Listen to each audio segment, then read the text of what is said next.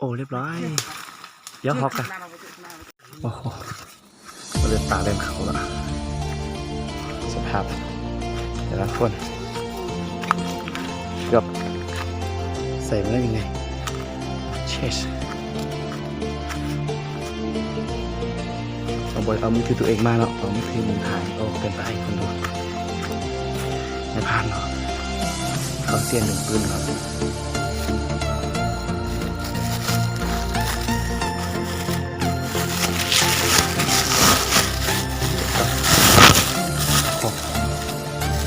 แม่อีกเกินคุณดู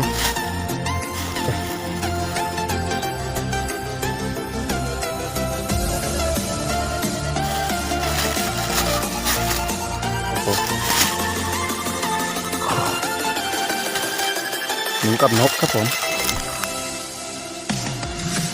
งงครับผมนกตัวนี้มันมีขนมันดูได้เลยIf a church คุณน้องเชื่อพอกัดเข้าไปมันจะรู้สึกถึง